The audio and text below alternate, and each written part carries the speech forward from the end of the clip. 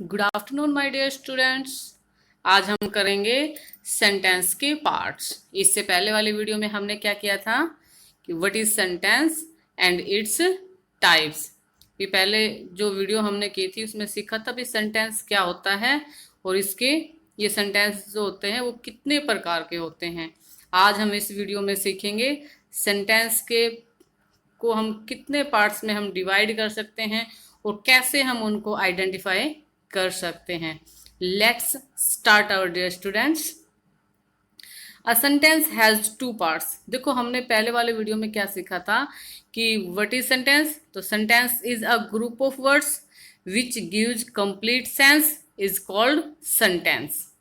तो आज हम देखेंगे भी जो सेंटेंस है ये क्या कहता है। एक अ सेंटेंस हैज टू पार्ट्स। एक सेंटेंस के दो पार्ट होते हैं, सब्जेक्ट एंड प्रेडिकेट। दो पार्ट्स कौन से होते हैं? एक सेंटेंस जो है हमारा उसमें एक सब्जेक्ट होता है और हमारा प्रेडिकेट होता है। अब यहाँ पे कुछ सेंटेंसेस लिखे गए हैं और आपको यहाँ पता चल जाएगा। माई मदर लव्स टी, ठीक है। तो यहाँ पे माई मदर लव्स टी, तो यहाँ पे जो चाय को पसंद करने वाला कौन है? माय मदर, यानी कि करता कौन है? My mother. तो सब्जेक्ट क्या होगा हमारा? My mother. जो बाकी जो पार्ट बजाता है वो हमारा प्रेडिकेट कहलाता है। उसी प्रकार से बी पार्ट में देखेंगे, the people in the room were enjoying the music. The people in the room, कौन से लोग? जो रूम में हैं। The people in the room were enjoying the music. तो यहाँ पे the people in the room हमारा सब्जेक्ट है और वर एंजॉइंग द म्यूजिक बाकी जितना पार्ट, यानी कि सब्जेक्ट को छोड़, सब्जेक्ट के बाद जितना भी पार्ट बचता है वो हमारा सारा क्या होता है? प्रेडिकेट होता है। उसके बाद हमारा सी पार्ट में द बेबी इज स्लीपिंग। अब द बेबी हमारा सब्जेक्ट, सो कौन रहा है? बेबी। तो द बेबी हमारा सब्जेक्ट है। इज स्लीपिंग प्रेडिकेट हो गया यहाँ पे। All the children are ready for the trip. अब यहाँ पे ऑल द चिल्ड्रन ये हमारा सब्जेक्ट है और are ready for the trip. तो ये बाकी जो हमारा बच गया क्या होगा? हमारा प्रेडिकेट। तो अब क्वेश्चन उठता है, तो ये एक बस सब्जेक्ट की हम परिभाषा देख लेते हैं। A subject is that part of a sentence, यानी कि सब्जेक्ट किसी भी सेंटेंस का वो पार्ट, वो हिस्सा होता है दैट नेम्स द पर्सन और thing about whom something is said। जो उस व्यक्ति को या उस वस्तु को नाम देता है जिसके बारे में सेंटेंस में जो चीज कही गई है। तो यहाँ पे जो एग्जाम्पल था, अब आपको एक बात तो क्लियर हो गई होगी, यहाँ पर ये नहीं है। देखो कई बच्चे कैसे कंफ्यूज होते हैं, माय मदर सेंटेंस में है क्या? माय मदर, तो वो सब्जेक्ट का क्या मान लेते हैं? ओनली मदर को मान लेते हैं। लेकिन आपको ये गड़बड़ नहीं करनी है, ये मिस्टेक नहीं करनी है। उसी प्रकार से क्योंकि माय मदर पूरा सब्जेक्ट, हमें पूरा कंप्लीट सब्जेक्ट को फाइंड आउट करना है। माय मदर किसकी मदर? मेरी मदर मेन सब्जेक्ट है।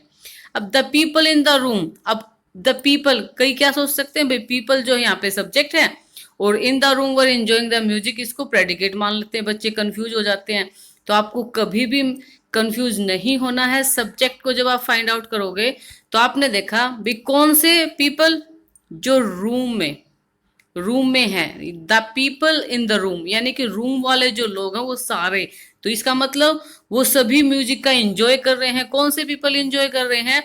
जो रूम में है। तो ये हमारा कंप्लीट सब्जेक्ट है। The people in the room, ये पूरा पार्ट हमने यहाँ पे लेना पड़ेगा। ओनली पीपल को हम सब्जेक्ट नहीं कह सकते, लेकिन उसके बारे में कंप्लीट बताना पड़ता है। यानी कि सब्जेक्ट हमारा वो माना जाता है जो कोई करता है और उसके उससे रिलेटेड जो वर्ड्स हैं वो भी उसके साथ हम इंक्लूड करते हैं। जैसे ऑल द चिल्ड्रन, अब यहाँ पे ओनली चिल्ड्रन को हम सब्जेक्ट नहीं कह सकते, ठीक है। अभी कहता है the all the children are ready for the trip. अब चिल्ड्रन के साथ वर्ड क्या आया है? All the children. कौन से बच्चे? All the children. तो ये एक सब्जेक्ट का ही पार्ट है। तो इस प्रकार हमने देखा कि जो सब्जेक्ट और सब्जेक्ट के बारे में जो वर्ड्स कहे जाते हैं वो भी हमारे सब्जेक्ट का ही पार्ट होता है, उसको भी हम सब्जेक्ट में इंक्लूड करते हैं। अब यहाँ पे द सब्जेक्ट, सब्जेक्ट की हमने परिभाषा देख ली। तो subject is that part of a sentence that names the person और thing about whom something is said. अब यहाँ पे जो ऊपर था my mother, the baby, the people in the room, all the children, ये सभी हमारे क्या हैं, सब्जेक्ट है। बिल्कुल इजी सा एक रास्ता है।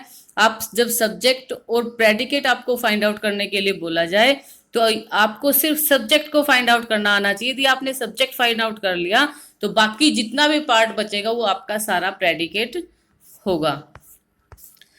आगे कहता है प्रेडिकेट क्या होता है। अब प्रेडिकेट में कहता है ए प्रेडिकेट इज अ वर्ड और एक ग्रुप ऑफ वर्ड्स, यानी कि प्रेडिकेट जो आपका एक वर्ड भी हो सकता है और ग्रुप ऑफ वर्ड्स भी हो सकता है, यानी कि एक शब्द भी हो सकता है और प्रेडिकेट आपका शब्दों का समूह भी हो सकता है। लेकिन वो क्या करेगा, that tells us something about the subject, यानी कि सब्जेक्ट के बारे में वो वर्ड या वो ग्रुप ऑफ वर्ड्स जो हमें कुछ बताते हैं उनको हम प्रेडिकेट बोलते हैं। जैसे the predicates in the sentence mentioned earlier previous page, यानी जो पहले हमने जो सब्जेक्ट मेंशन किए थे उनका जो प्रेडिकेट, जैसे लव्स टी, माय मदर था, माय मदर लव्स टी था तो लव्स टी, माय मदर हमारा सब्जेक्ट हो गया था। उसी प्रकार से इज स्लीपिंग, तो इज स्लीपिंग आपका क्या था, प्रेडिकेट था। वर एंजॉयिंग द म्यूजिक आपका प्रेडिकेट है।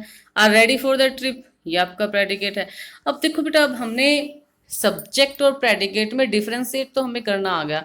सब्जेक्ट तो वो वर्ड होते हैं जो कोई कर्ता के बारे में जो कहते हैं जिसमें कर्ता होता है, और प्रेडिकेट जो उसको सब्जेक्ट को छोड़ने के बाद यानी कि सब्जेक्ट फाइंड आउट करने के बाद जो पार्ट जितना भी पार्ट बचता है वो हमारा सारा क्या होता है, प्रेडिकेट होता है। अब ये कहता है the subject is usually placed before the predicate. अब कहता भी सब्जेक्ट हमेशा क्या होता है, जो प्रेडिकेट होता है उससे पहले आता है, लेकिन sometimes the order is change, लेकिन कभी कभी क्या होता है, जो ऑर्डर होता है वो चेंज हो सकता है।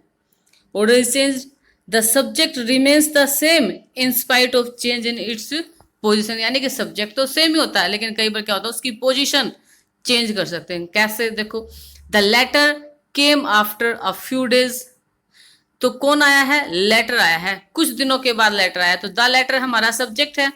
और केम आफ्टर अ फ्यू डेज, अब हमने एक सेंटेंस तो ये देखा, अब दूसरे बी में देखेंगे after a few days came the letter.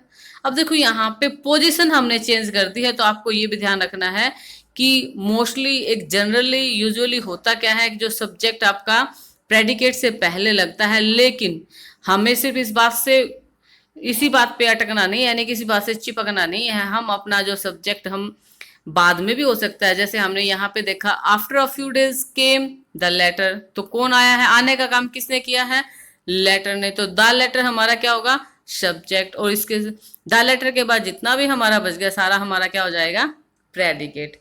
अब हमने जैसे कि पिछली वीडियो में हमने देखा था कि सेंटेंस इंपेरेटिव होते हैं, डिक्लेरेटिव होते हैं, और आपके ऑप्टेटिव होते हैं, और आपके एक्सक्लेमेटरी होते हैं, ठीक है। तो उनमें सब्जेक्ट कौन सा होता है, अब उनके हिसाब से हम सब्जेक्ट और प्रेडिकेट फाइंड आउट कर सकते हैं। कहते हैं इन इंपेरेटिव सेंटेंसेस, आपको मैंने पिछली वीडियो में बताया था कि जो इंपेरेटिव सेंटेंस होते हैं वो हमेशा वर्ब की फर्स्ट फॉर्म से स्टार्ट होते हैं और उनमें सब्जेक्ट लिखा नहीं होता। यदि आपके एग्जाम में इंपेरेटिव सेंटेंस आ जाए और आपको बोला जाए इसमें सब्जेक्ट और प्रेडिकेट आपको फाइंड आउट करने के लिए बोला जाए तो आप क्या करोगे, तो आपको ध्यान रखना है कि जो इंपेरेटिव सेंटेंस होते हैं उनमें सब्जेक्ट लिखा नहीं जाता, लेकिन वो अपने आप में यू होता है उसका सब्जेक्ट, और जो अपने आप में अंडरस्टूड होता है।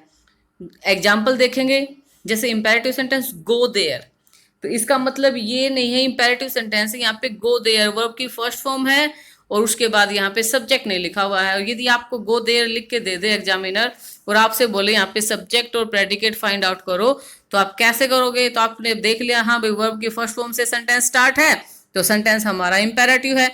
तो याद रखना जो सेंटेंस आपके इंपेरेटिव हैं उनका सब्जेक्ट हमेशा यू होता है। क्या ध्यान में रखना है कि जितने भी हमारे इंपेरेटिव सेंटेंसेस होते हैं उन सभी का सब्जेक्ट हमारा क्या होता है, यू होता है। लेकिन आपको साथ में एक बात और भी याद रखनी होगी कि इंपेरेटिव सेंटेंस आपको पहचान करनी आनी चाहिए। वो पहचान आप कैसे कर सकते हो, जो वर्ब की फर्स्ट फॉर्म से स्टार्ट होते हैं, जिनमें कमांड या रिक्वेस्ट की जाती है, वो हमारे कौन से सेंटेंस होते हैं, इंपेरेटिव सेंटेंस होते हैं।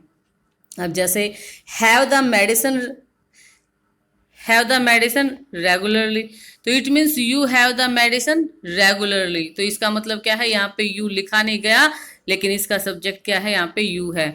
Again in question and exclamatory sentences, अब इंपेरेटिव सेंटेंस में हमने सब्जेक्ट फाइंड आउट करने आ गए, असर्टिव सेंटेंस में हमने सब्जेक्ट फाइंड आउट करने आ गए। असर्टिव में तो हम सब्जेक्ट और प्रेडिकेट इजीली फाइंड आउट कर सकते हैं, लेकिन जब हम इंपेरेटिव सेंटेंस में करेंगे तो हमारे आप में अपने आप में अंडरस्टूड होता है भाई यू होता है इंपेरेटिव सेंटेंस में, बाकी जो पार्ट होता है वो सारा ही क्या होता है, हमारा प्रेडिकेट होता है।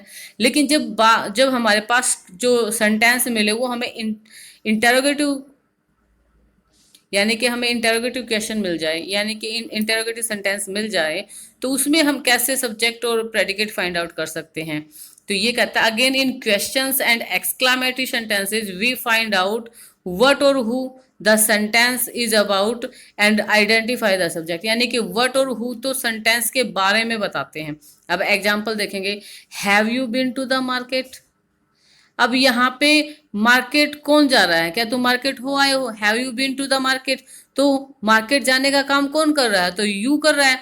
तो इजीली हम इसको बता सकते हैं कि यहाँ पे सब्जेक्ट कौन है, यू है। तो कहता है the subject is you while have been to the market, जो बाकी जो पार्ट्स बच गए वो क्या हो गया, हमारे प्रेडिकेट हो गया। आप इसको ऐसे भी ध्यान में रख सकते हो, जो इंटेरोगेटिव सेंटेंसेस होते हैं उनमें हेल्पिंग वर्ब, क्योंकि इंटेरोगेटिव सेंटेंस आपके कब बनते हैं, जब हेल्पिंग वर्ब उस टेंस की बाहर लेके आते हैं तो इंटेरोगेटिव सेंटेंस बनते हैं। तो इंटेरोगेटिव सेंटेंस के बाद हम किसका ऑर्डर क्या होता है, पहले इंटेरोगेटिव यानी कि हेल्पिंग वर्ब होते हैं, उसके बाद आपका सब्जेक्ट होता है, यानी कि हेल्पिंग वर्ब के बाद जो वर्ड मिलेगा वो आपका सब्जेक्ट मिलेगा, मोस्टली आपका वही आपका सब्जेक्ट होगा। अब कहता है the subject is you while have been to the market इज आपका प्रेडिकेट हो गया है।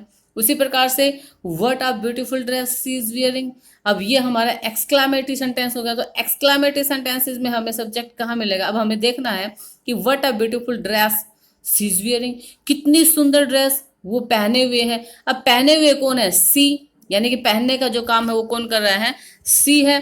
तो सी हमारी क्या हो गई, सब्जेक्ट हो गया। और who is wearing a beautiful dress, तो हेंस ये हमारा क्या हो जाएगा, प्रेडिकेट हो गया। आई थिंक आपको सब्जेक्ट एंड प्रेडिकेट में डिफरेंस करना आ गया होगा। अब हम कुछ एक्सरसाइजेस देखते हैं। आप मेरी वीडियो को पॉज करेंगे सबसे पहले और फिर आप इनके खुद बताएंगे। तो यहाँ पे पहला आपका हो चुका है, John is going to the market, तो यहाँ पे सब्जेक्ट जोहन है और is going to the market आपका प्रेडिकेट है। उसी प्रकार से सेकंड में ही manage to reach home on time, तो यहाँ पे ही क्या है आपको कमेंट बॉक्स में करना है। ही यहाँ पे ही manage to reach home on time कौन सा आपका सब्जेक्ट है और कौन सा आपका प्रेडिकेट है। उसी प्रकार से the king offered his advice to the farmer, अब यहाँ पे द किंग ऑफर्ड, इसमें आपको सब्जेक्ट और प्रेडिकेट फाइंड आउट करके बताना है। उसके बाद Rose was a princess who slept for 100 years, अब यहाँ पे भी आपको बताना है सब्जेक्ट कौन सा है। The lion wanted to eat the rabbit, यहाँ इसमें भी आपको सब्जेक्ट फाइंड आउट करके कमेंट बॉक्स में बताना है। At one corner of the hall stood Ramu, अब यहाँ भी आपको सब्जेक्ट और प्रेडिकेट फाइंड आउट करके बताना है। और मैं आपके आंसर भी इसके, यानी कि आपको आज का दिन मिलेगा, उसके बाद मैं आपके इन क्वेश्चंस के आंसर आपको रिप्लाई कर दूंगी। Okay dear students, thank you. I hope now you are able to differentiate between subject and predicate. Please like and subscribe my channel. Thank you.